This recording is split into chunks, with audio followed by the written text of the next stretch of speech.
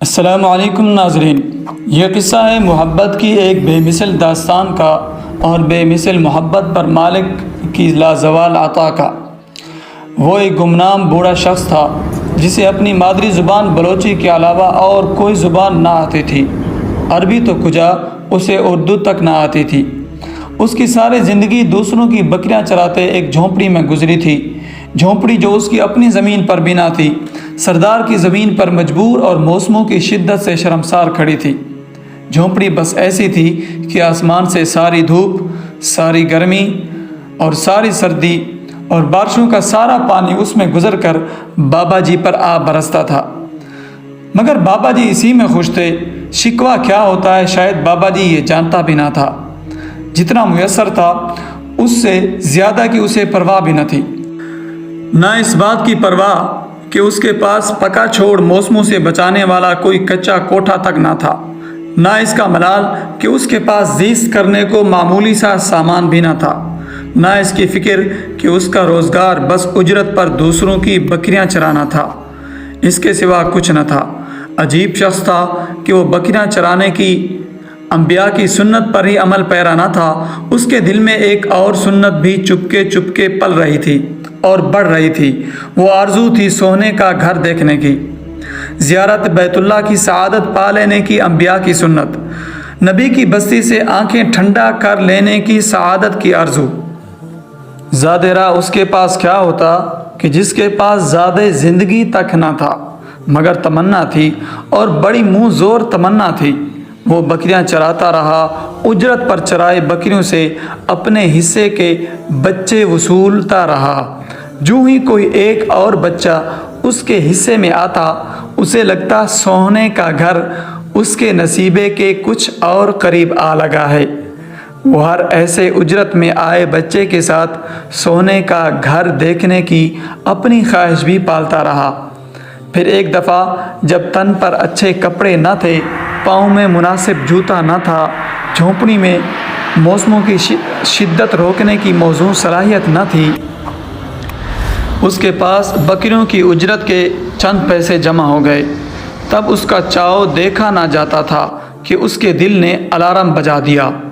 سونے کا گھر دیکھنے کا ٹائم آ گیا۔ عشق کے امتحان مگر ابھی اور بھی تھے۔ ابھی محبوب کے ہاں حاضری کا ٹائم نہ آیا تھا۔ انسانیت پر کورونا کا امتحان آ گیا تھا۔ اس نے رضا کی گردن جھکائی اور تمنا بغل میں داب لی۔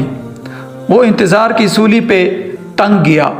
کورونا گزرا تو در محبوب تک جانے کے لیے زادِ راہ اور بڑھ گیا تھا۔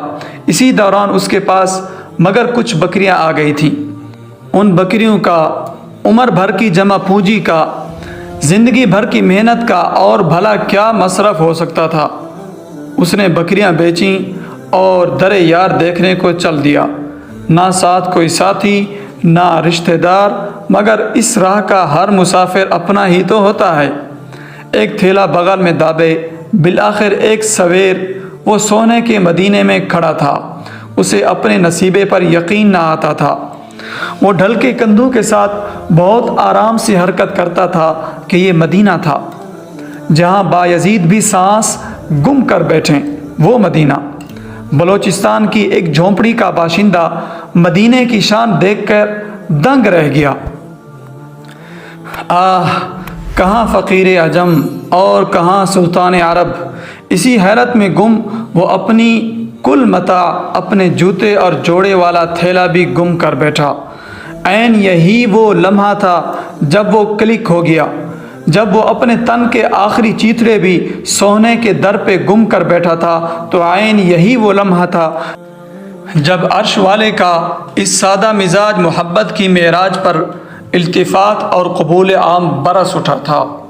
عین اسی لمحے آسمانی میڈیا حرکت میں آیا اور صحابہ کے حلیے والا بزرگ کے نام سے وہ عرب و عجم کے میڈیا پر وائرل ہو گیا۔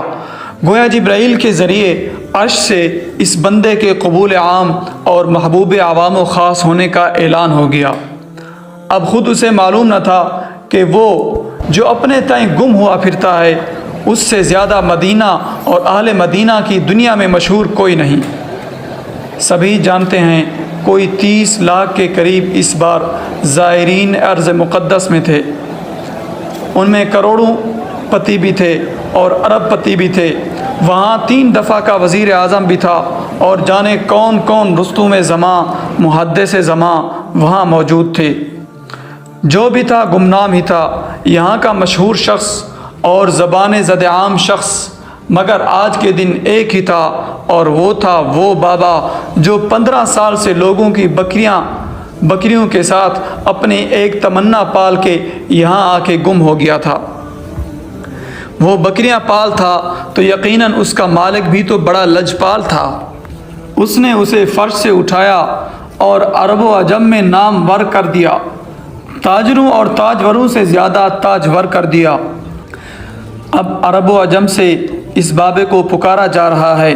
میڈیا اور عرب کے مخیر حضرات حج پہ بلانے کو اس کے پیچھے پڑے ہیں۔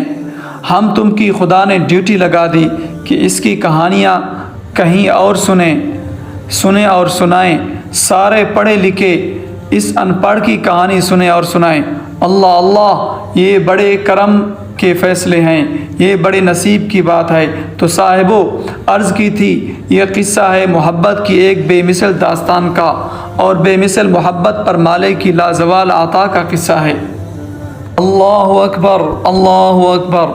بالآخر آج بابا جی شاہی مہمان بن گئے ہیں۔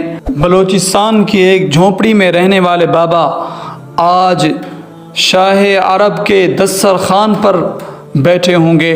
لیکن دوستو یاد رہے کہ اللہ رب العزت کے ہاں نہ ان محلات کی کوئی قدر و قیمت ہے، نہ پیسے کی قدر و قیمت ہے۔ اللہ رب العزت کے ہاں قیمت ہے تو وہ صرف اور صرف اخلاص کی قدر و قیمت ہے۔ اسی اخلاص کی وجہ سے رب کائنات نے ایک جھونپڑی میں رہنے والے سب سے غریب شخص کو دنیا کا سب سے امیر شخص بنا دیا۔ سبحان اللہ۔